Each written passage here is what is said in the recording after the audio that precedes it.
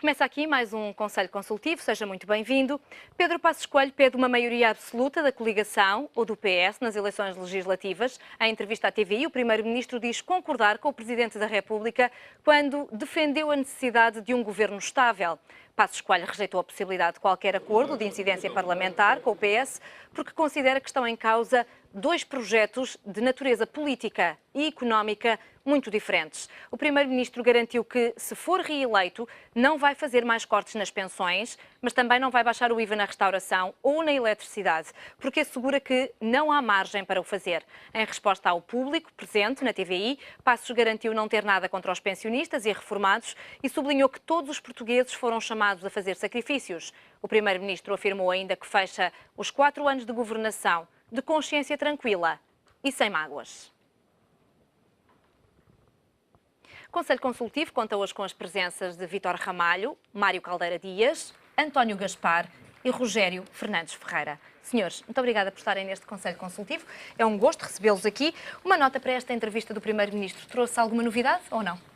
Traz sempre novidades, pelo menos quando fala, na minha avaliação, diz sempre coisas que os portugueses devem interrogar relativamente à verdade.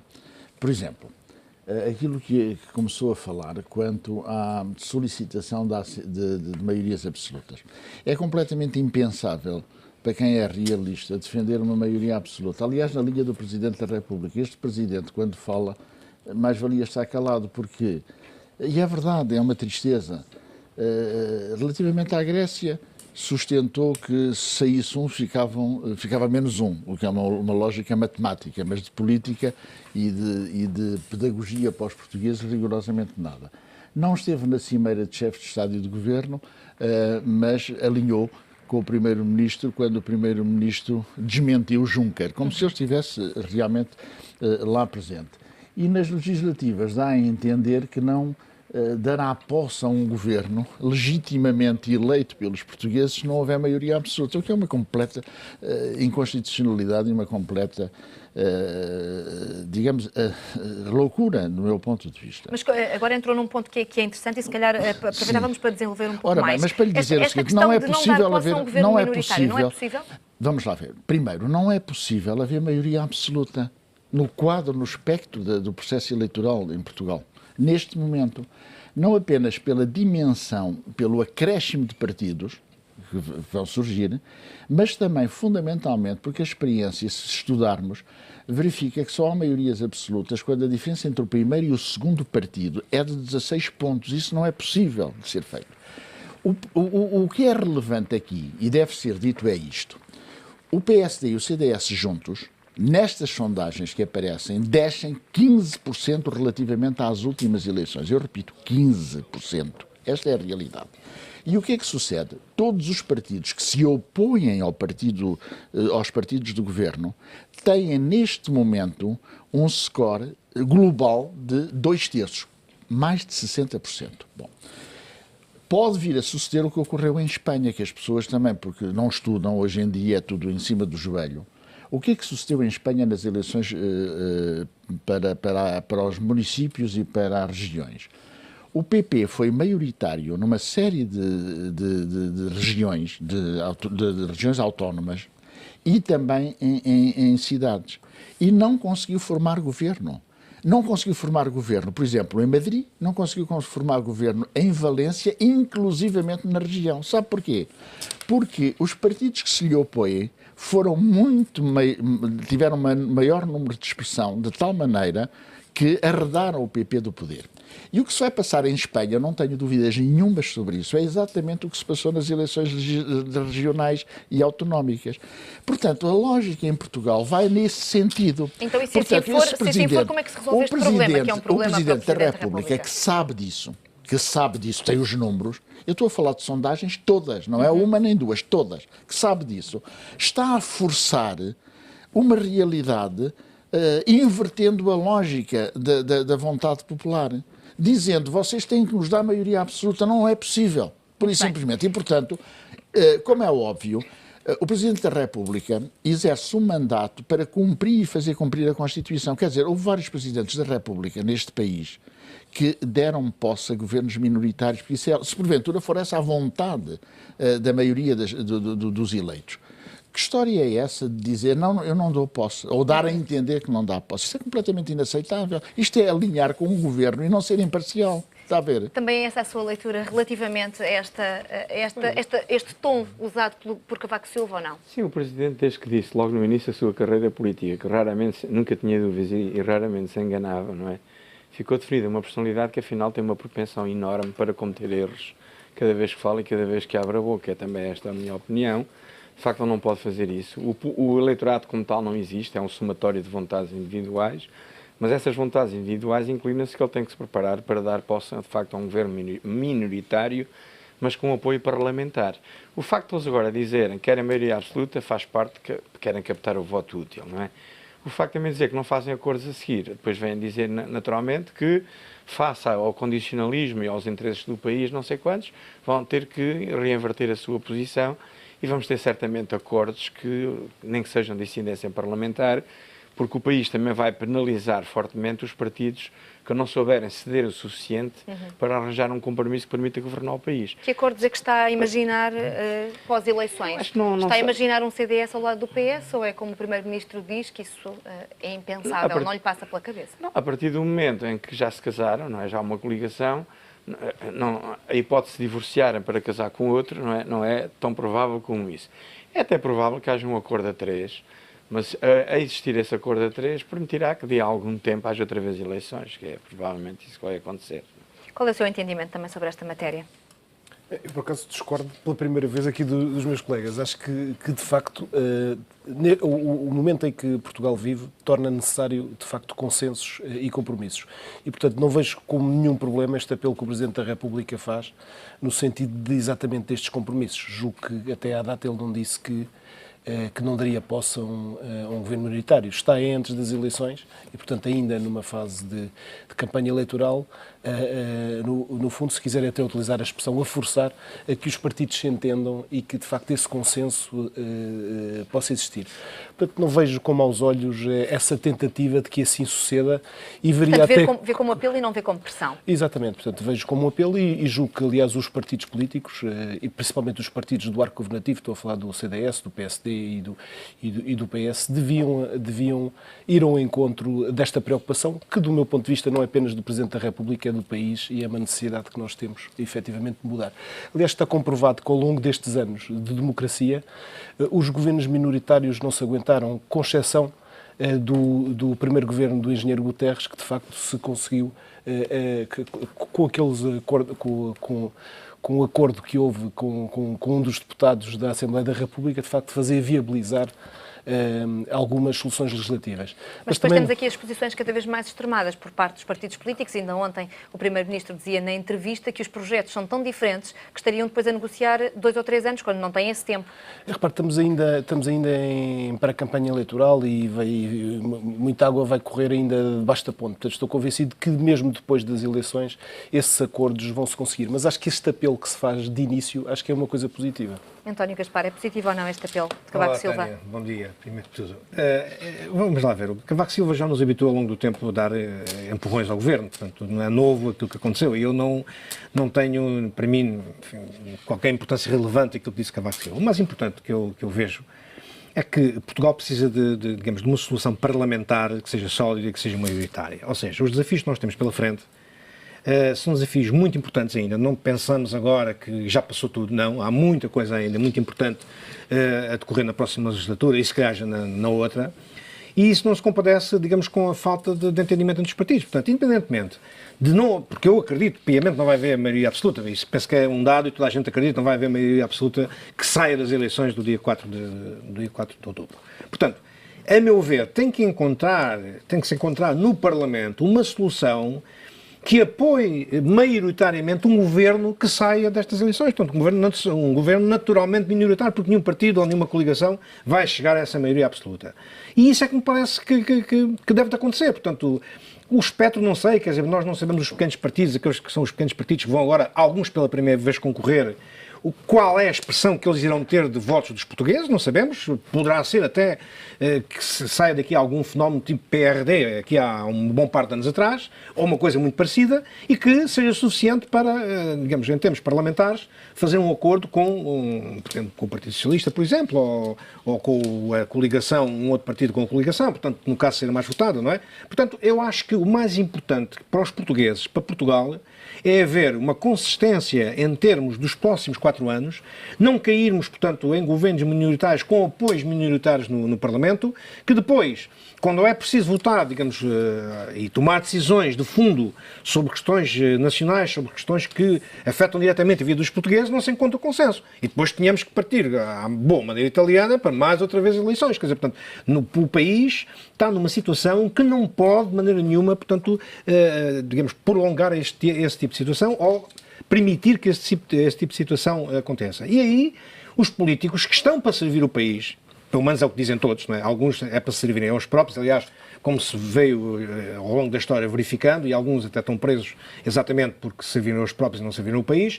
Portanto, se os políticos querem servir o país, têm que muitas vezes, se calhar, dar um passo à frente e dar 2 atrás, dar o dito por não dito, e têm que pensar no país e não digamos, na sobrevivência política desses mesmos políticos. Quer dizer, o mais importante é o país e os portugueses.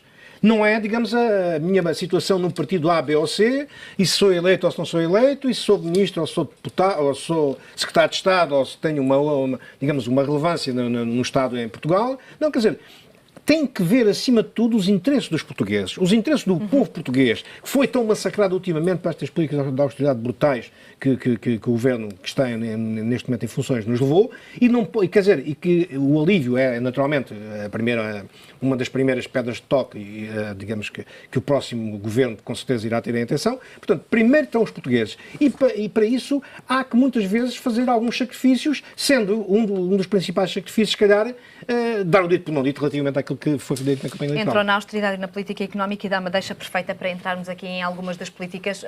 Ontem, com alguma assertividade, os portugueses ficaram a saber que não há margem para baixar o IVA em nenhum setor nos próximos 4 anos, em particular uma resposta a um espectador que falava sobre o IVA na restauração.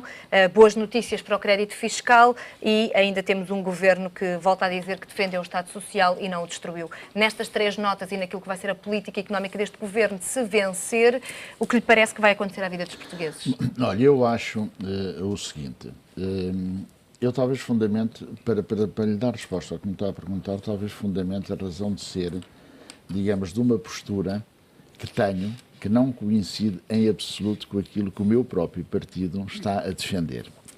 Eu, a avaliação que faço da realidade europeia é que nós estamos a caminhar alegremente todos para o abismo. É uma questão de tempo, porque a Europa não se deu a tempo conta de que não é possível estas políticas terem êxito, sobretudo se atender em exclusivo ao problema financeiro e nunca ao económico. E, portanto, a competitividade da União Europeia está posta em causa por muito dinheiro que se atire para cima dos bancos. Esta é a lógica que eu tenho. Bom, como foram seguidas políticas de austeridade que esmagaram a classe média, a postura que eu teria se fosse dirigente, se eu sou dirigente, mas estivesse no lugar do Partido Socialista, era perceber que o centro se ganha à esquerda e nunca se ganha ao centro. Porquê? Porque o centro é, sobretudo, a classe média que está martirizada por políticas que vão conduzir realmente à prossecução destas políticas que vão ser devotadas ao fracasso. Sem nenhuma simpatia pelo que o Syriza fez, eu queria recordar que a eleição do Syriza teve esta lógica. Não significa que a repitamos, não é isso. Mas o Syriza conquistou o centro à esquerda. E é esta a realidade que eu acho que o Partido Socialista devia traduzir, sendo claro nas alternâncias, na alternativa que apresenta. O que quer dizer que a continuação de uma política de austeridade, como está a ser seguida, vai conduzir inexoravelmente ao abismo. Não há hipótese rigorosamente nenhuma. Em primeiro lugar, nós não vamos, como a Itália não vai, como a própria França não vai, como a Grécia não vai, conseguir cumprir a regularização da dívida que se contraiu. Não é possível. Quer dizer, não temos crescimento bastante para isso ser possível. E, portanto, nós estamos a conduzir-nos num choque contra a parede. A circunstância das alterações das políticas serem possíveis resulta se houver uma convergência de esforços entre várias avaliações políticas de partidos que não concordam com esta continuação na lógica de alinhar mais à esquerda para conquistar o centro. É o contrário do que está a ser feito. Esse era um pouco o desígnio do Partido Socialista Europeu quando o Syriza chegou ao poder, num desígnio de, efetivamente, mudar um pouco o rumo da austeridade e encontrar uma alternativa. Já para dar lugar. Eu dei o exemplo da Espanha. É que debaixo da tempestade estão a ocorrer fenómenos que, se nós não olharmos com atenção, não percebemos o que é que se vai passar. A Espanha, o PP, vai perder maioria absoluta. Isso é claro como a água. E ao perder a maioria absoluta vai influenciar a mudança e influenciar de uma forma também muito significativa a própria Península Ibérica, ou seja, Portugal. Como, noutro plano, aquilo que se está a passar com a Grécia, tarde ou cedo, vai influenciar uma mudança também de políticas da União Europeia. Porque se ela persistir daqui a 2 anos nisto, é um desastre total. A Grécia não se aguenta, pura e simplesmente.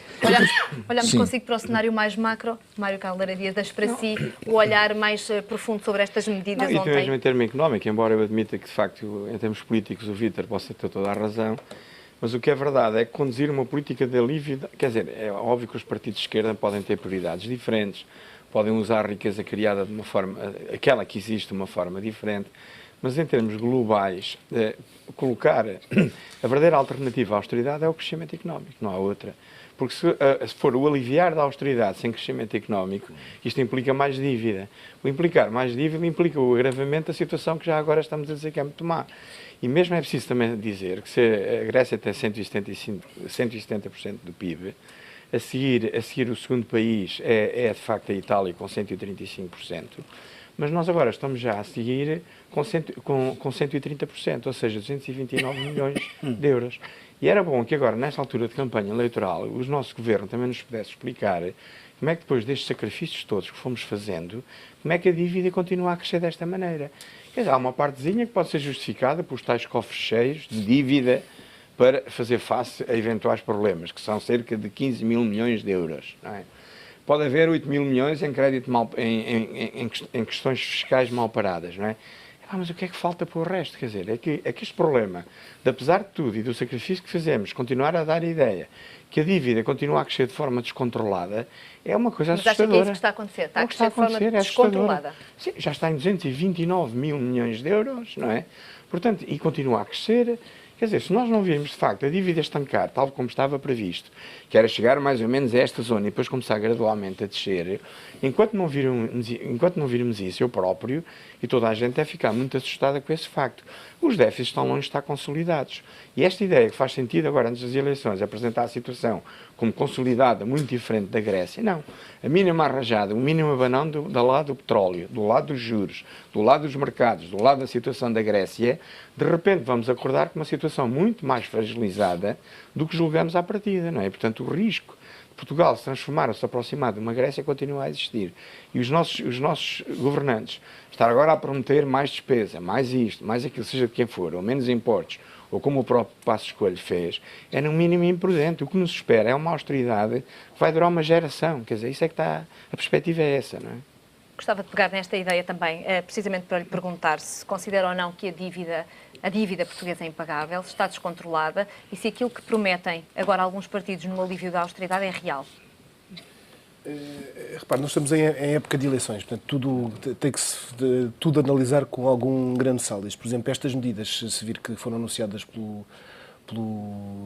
Passos Coelho, vão muito, mais uma vez, na linha da receita fiscal. Não é? Mais uma vez, vai-se buscar a solução dos problemas aos impostos. Quando, digamos, o acento tónico devia estar, efetivamente, na redução da despesa e na despesa estrutural, e não na questão da receita.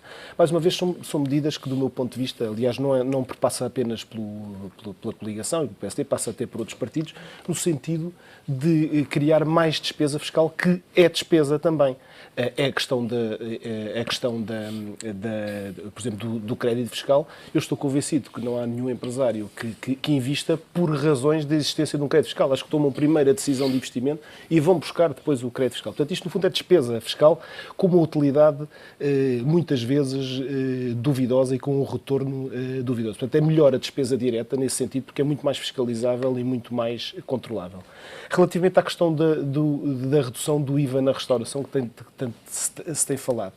Do meu ponto de vista, acho que é um erro político, porque, de facto, como o professor Caldeira Dias aqui diz, não estamos em condições, de facto, de reduções dos impostos, pelo menos, infelizmente, é um erro político não baixar ou baixar? Eu acho que é um erro político anunciar que se vai baixar. Sinceramente, acho que é um anúncio... Não, o Primeiro-Ministro diz que não vai baixar. Pois, fez bem em fazê-lo, não é? Fez bem em fazê-lo, porque a probabilidade de se baixar os impostos é reduzida.